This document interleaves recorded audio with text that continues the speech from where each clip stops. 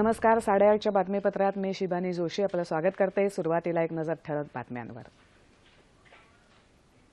काश्मीर मुद्द्यावर चर्चा करण्याची पाकची अट भारताला अमान्य. चर्चा केवळ दहशतवादाच्या मुद्द्यावरच होणार. गृहमंत्री राजनाथ सिंग. केंद्र सरकारच्या सहकार्यानं विदर्भात प्लॅस्टिक पार्क तर कोकणात रासायनिक क्षेत्र सुरू करणार. मुख्यमंत्र्यांची घोषणा. आणि राज्यातील नक्षलग्रस्त भागात उद्योग निर्मिती करून स्थानिकांना रोजगार देणार. मुख्यमंत्री. नमस्कार. आणि आता सविस्तर वृत्त. राष्ट्रीय सुरक्षा सल्लागार पातळीवरील चर्चा केवळ दहशतवादाच्या मुद्द्यावरूनच होईल असं स्पष्ट प्रतिपादन केंद्रीय गृहमंत्री राजनाथ सिंग यांनी केलं आहे. काश्मीर मुद्द्यावर चर्चा करण्याची पाकिस्तानची अट भारतानं अमान्य केली. पाकिस्ताननं हुरियत नेत्यांना न भेटण्याचा भारताचा सल्ला नाकारल्यानंतर परराष्ट्र व्यवहार मंत्रालयानं चर्चा पाकच्या अटींवर होणार नाही असा स्पष्ट इशारा दिलाय. आपण नेहमीच द्विपक्षीय मुद्द्यांवर शांतपणे चर्चा करून ते सोडवण्यासाठी प्रतिबद्ध आहोत. मात्र पुढे जाण्यासाठी ठरवलेल्या मुद्द्यांवरच चर्चा होणं गरजेचं असल्याचं भारताकडून स्पष्ट करण्यात आलं आहे.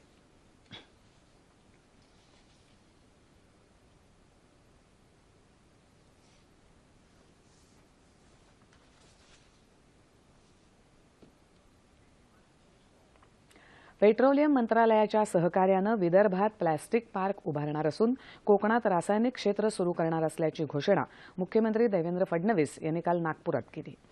पेट्रोलियम आणि रसायन विभाग तसंच विदर्भ उद्योग संघटनेतर्फे आयोजित परिसंवादाचं उद्घाटन केल्यानंतर मुख्यमंत्री बोलत होते. शेतीच्या क्षेत्रात प्लॅस्टिकचा मोठा वापर होत असून कृषी उत्पादन वाढीला चालना मिळण्यासाठी हे प्लॅस्टिक पार्क उभारलं जाईल असं मुख्यमंत्री म्हणाले. कोकणात पीसीपीआरच्या सहाय्यानं 5वं रासायनिक क्षेत्र उभारण्यात येणार आहे, ज्यामुळे जलवाहतुकीला फायदा होईल असंही त्यांनी सांगितलं. यावेळी केंद्रीय रस्ते वाहतूक आणि महामार्ग मंत्री नितीन गडकरी, केंद्रीय रसायन आणि खत राज्यमंत्री हंसराज अहिर, राज्याचे ऊर्जामंत्री चंद्रशेखर बावनकुळे यांच्यासह अनेक मान्यवर उपस्थित होते. नक्षलग्रस्त गडचिरोली आणि गोंदिया या भागातील खनिज संपत्तीचा उपयोग स्थानिक पातळीवरच करण्यासाठी या भागात उद्योगाची निर्मिती करून स्थानिकांना रोजगार मिळवून देण्यात येईल असं प्रतिपादन मुख्यमंत्री देवेंद्र फडणवीस यांनी काल नागपुरात केलं. नक्षलग्रस्त भागाच्या आढावा बैठकीत ते बोलत होते. पोलीस विभाग आणि इतर अधिकाऱ्यांच्या प्रयत्नांमुळे नक्षल चळवळ आता कमजोर झाली आहे. ही योग्य संधी साधून या भागात उद्योजकांच्या सहकार्यानं उद्योग निर्मितीवर भर देण्याचा शासनाचा विचार असल्याचं त्यांनी यावेळी सांगितलं. नक्षलग्रस्त भागातील बेरोजगारांना रोजगार उपलब्ध करून देण्यासाठी तिथे उद्योग उभारण्याची आवश्यकता आहे. या भागाच्या विकासात राज्य शासनाला मदत करण्यासाठी केंद्र सरकार कटिबद्ध असून उद्योग उभारणीसाठी सरकार तयार असल्याची माहिती केंद्रीय रस्ते वाहतूक आणि महामार्ग मंत्री नितीन गडकरी यांनी यावेळी दिली.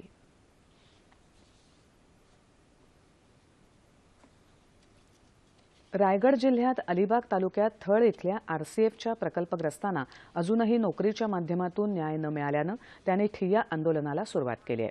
आरसीएफच्या प्रवेशद्वारासमोर छेडलेल्या या आंदोलनात करो या मरो अशा तयारीने भाग घेतलाय. 30 वर्षापूर्वी थळ, वायशेत, बोरीस, गुंजीस अशा गावांमध्ये उभारण्यात आलेल्या आरसीएफ प्रकल्पामुळे भूमिहीन झालेल्या या प्रकल्पग्रस्तांनी अनेकदा आपल्या मागण्या मांडल्या.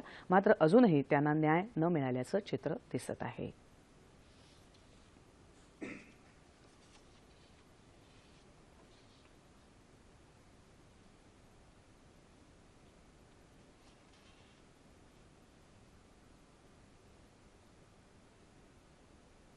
शेतकऱ्यांबद्दल शासन आणि प्रशासनात तसंच सर्वसामान्य जनतेत आदराची भावना निर्माण करण्यासाठी शेतकरी जागर आंदोलन करण्यात येणार आहे अशी माहिती भारतीय जनता पार्टीच्या युवा मोर्चाचे प्रदेश उपाध्यक्ष राजेश पवार यांनी काल नांदेड इथे दिली. प्रशासनानं वेळीच लक्ष देऊन बिकट परिस्थितीत सापडलेल्या शेतकऱ्याला मदतीचा हात देण्याची गरज असल्याचं पवार यांनी यावेळी सांगितलं. शेतकऱ्यांच्या मागण्यांचं निवेदन यावेळी जिल्हाधिकाऱ्यांना देण्यात आलं.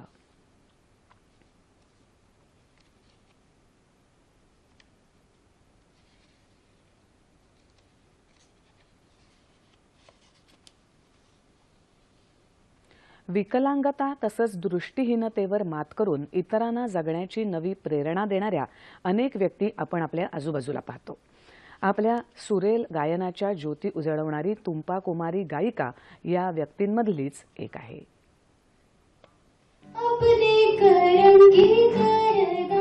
रांची इथल्या दृष्टीहीन आणि अनाथ तुंपा कुमारीचं सुरेल गायन व्हॉट्सअप, फेसबुक सारख्या समाज माध्यमांच्या सहाय्यानं आज लाखो लोकांपर्यंत पोहोचलंय. तिचा मधुर आवाज समाज माध्यमाद्वारे ज्येष्ठ गायक हरिहरन यांच्यापर्यंत थेट पोहोचला. जब इतना सब कुछ हो गया है तब लगे कि हे भगवान, मैं ऐसे इतनी दूर तक आऊँगी. मुझे विश्वास नहीं था कि मुझे इतना सब कुछ मिलेगा. शी इज़ अ गुड सिंगर, मेहनत करेगी, सीखना तो बहुत है, अब तो सीखना बहुत है इससे, और एक कॉन्फिडेंस के साथ हर टाइप का गाना जो गाने के लिए कुछ साल में हो जाएगा वो, देन शी विल हम प्रेजेंट करना चाहते हैं. तुम्पाला हरिहरन यांनी संगीत शिक्षण देण्याची तयारी दाखवली असून रांचीच्या अंधशाळेनं तिच्या निवास व्यवस्थेची जबाबदारी घेतली आहे. हम लोग तो कहेंगे कि हम लोग बहुत प्राउड हैं, गर्वित हैं कि हमारे स्कूल की एक लड़की को इस तरह देश और विदेश सब लोग पहचान रहा है. हम लोग के स्कूल में म्यूज़िक की शिक्षा दी जाती है. एक्चुअली टुम्पा हम लोग के यहाँ आई क्योंकि पढ़ी लिखी नहीं थी, बहुत अच्छा संगीत था लेकिन ABCD क ख ग भी नहीं जानती थी, लेकिन इतनी इंटेलिजेंट लड़की है कि 6 महीने में उसने 2 साल का कोर्स पूरा कर लिया. समाज माध्यमांच्या सकारात्मक वापरातून एका दृष्टीहीन मुलीच्या आयुष्याला, तिच्या कलेला उज्ज्वल वळण मिळालं यात शंका नाही. क्यों रो रही हूँ मैं.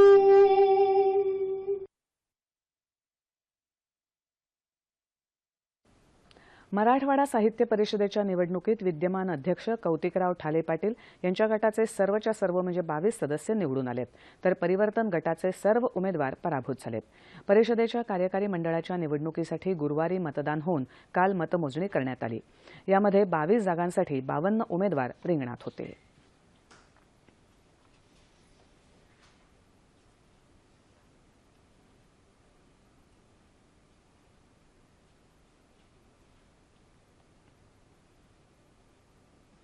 पुण्याच्या गणेशोत्सवाचं आकर्षण असतं ते पुण्यातली ढोल पथकं. पुण्यात सध्या विविध ठिकाणी वाद्यवादनाचा सराव रंगताना दिसतोय, त्याचा हा वृत्तांत.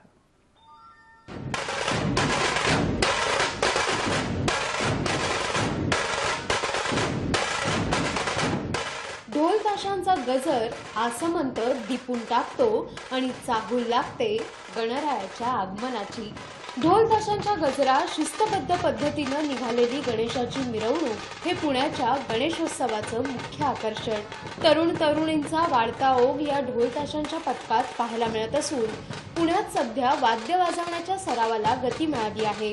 सगळ्यांना एक वेगळा इकडे आनंद मिळतो येऊन. आमची पोलिसांना आणि नागरिकांना कळकळून विनंती असेल की त्यांनी या वाढत्या ढोल ताशाच्या प्रतिसादाला सहकार्य करावे. हे सारं पाहून असंच म्हणावंसं वाटतं, वादनाचा आनंद चागळा, बेभान होऊन अनुभवतो सगळा.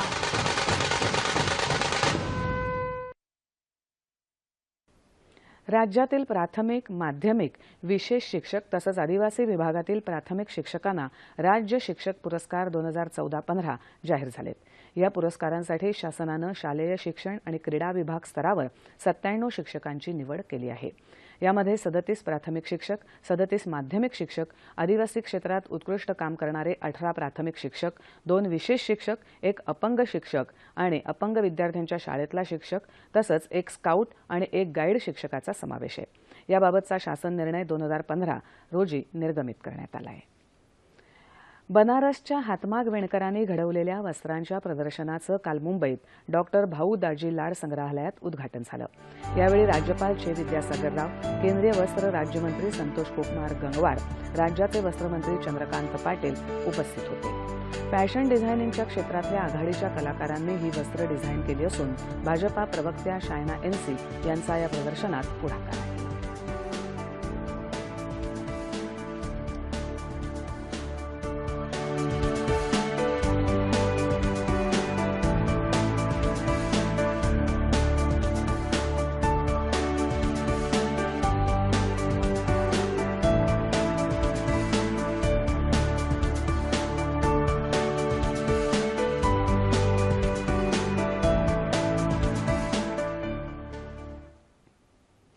तुती लागवड आणि त्या माध्यमातून रेशीम उद्योग उभारणीवर रेशीम संचालनालयानं भर दिला असून त्यांच्या या प्रयत्नाला अकोला जिल्ह्यातल्या शेतकऱ्यांकडून चांगला प्रतिसाद मिळतोय.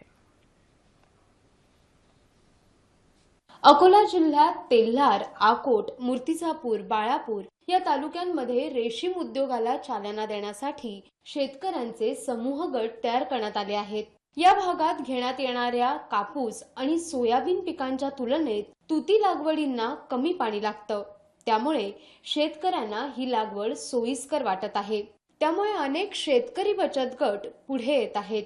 या रेशीम उद्योग व्यवस्थेला चालना देण्यासाठी इथल्या महिला बचत गटाची साथ मिळत आहे. तर या तालुक्यातल्या बारलिंगा गावातल्या 25 शेतकऱ्यांनी तुती लागवड केली असून हे गाव तुती लागवडीचे गाव म्हणून ओळखलं जात आहे. मागच्या वर्षी समजा मी एकट्याच लागवड साधली गावात आमच्या पूर्ण. त्यावेळेस आमचं उत्पन्न दिसल्यानंतर त्यावेळेस 20-25 शेतकरी आमच्या गावात तयार झाले लागवडीसाठी. आणि असं आशा वाटते आता की बाबा आमच्या इथं एक रेशीम उद्योग म्हणूनच गाव प्रकट होईल.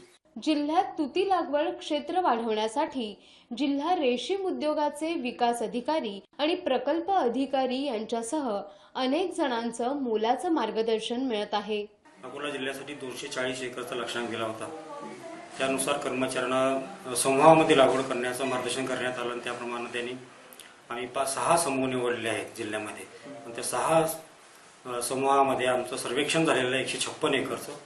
आणि प्रत्येक समूहामध्ये आमची जवळपास एकूण लागवड झालेली आहे. हे जे मोठं पान असते ना याच्यामध्ये कसं भरपूर रस असतो, प्रथिने भरपूर असतात. त्यामुळे तुम्ही जेवढं चांगलं खासाल तेवढी अळीचं खाद्य म्हणूनच येईल ना. तेवढी आपली जी अळी आहे ती चांगली हेल्दी बनेल. जेवढी अळी हेल्दी बनेल तेवढा आपला कोश सुद्धा हेल्दी बनेल. या तुती लागवडीमुळे शेतकऱ्यांच्या हाताला काम मिळत असून त्यांना याचा चांगला फायदाही होत आहे. त्यामुळे इथला शेतकरी आनंदित आहे. आंतरराष्ट्रीय दर्जाच्या भेटवस्तू आणि लेखन साहित्याच्या प्रदर्शनाचं मुंबईत नेहरू सेंटर इथे काल उद्योगमंत्री सुभाष देसाई यांच्या हस्ते उद्घाटन झालं. या प्रदर्शनात आगामी उत्सवाकरता लागणाऱ्या भेटवस्तू प्रदर्शित करण्यात आल्या आहेत. तसंच प्लॅस्टिकच्या भेटवस्तू, हस्तकला, संगणक अशा विविध वस्तूही ठेवण्यात आल्या आहेत. हे प्रदर्शन येत्या 24 तारखेपर्यंत सुरू राहणार असून 250हून अधिक भारतीय आणि परदेशी उद्योजकांनी यामध्ये सहभाग घेतलाय. या अनोख्या प्रदर्शनाला देशी विदेशी पर्यटक, विक्रेते आणि वितरक मोठ्या संख्येनं हजेरी लावत आहेत.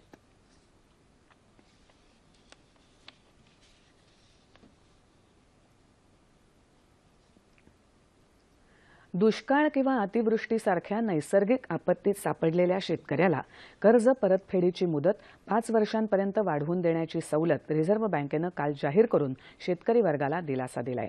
शेतकऱ्यांच्या पिकांचं जर 33% नुकसान झालं असेल तर कर्ज परतफेडीची मुदत 2 वर्षांपर्यंत वाढवण्याची परवानगी रिझर्व्ह बँकेनं दिली आहे. क्रिकेट. कोलंबो क्रिकेट कसोटीत खराब सुरुवातीनंतर श्रीलंकेनं भारताविरुद्ध आपला पहिला डाव सावरला असून काल दुसऱ्या दिवशी त्याने 3 बाद 140 अशी धावसंख्या केली. त्यापूर्वी त्यांनी भारताचा पहिला डाव 393 धावांवर गुंडाळला. भारताकडे अजूनही 253 धावांची आघाडी आहे. काल उपाहारापर्यंत भारताचा डाव लगेचच आटोपला. श्रीलंकेच्या पहिल्या डावाची सुरुवात डळमळीत झाली, मात्र त्यानंतर कौशल सिल्व्हानं सावधपणे खेळ करत सुरेख अशा 51 धावा केल्या. मालिकेतला हा दुसरा सामना असून पहिला सामना भारतानं गमावला होता. हवामान. येत्या 24 तासात कोकणात बऱ्याच ठिकाणी, दक्षिण मध्य महाराष्ट्र आणि मराठवाड्यात काही ठिकाणी तर विदर्भात तुरळक ठिकाणी पाऊस पडण्याची शक्यता हवामान खात्यानं वर्तवली आहे. ठळक बातम्या पुन्हा एकदा. काश्मीर मुद्द्यावर चर्चा करण्याची पाकची अट भारताला अमान्य. चर्चा केवळ दहशतवादाच्या मुद्द्यावरच होणार. गृहमंत्री राजनाथ सिंग. केंद्र सरकारच्या सहकार्यानं विदर्भात प्लॅस्टिक पार्क तर कोकणात रासायनिक क्षेत्र सुरू करणार. मुख्यमंत्र्यांची घोषणा.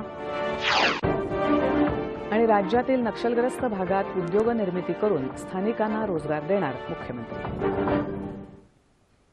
याबरोबरच हे बातमीपत्र संपलं. पुन्हा भेटूया दुपारी 2:30 वाजता सह्याद्री वाहिनीवर. नमस्कार.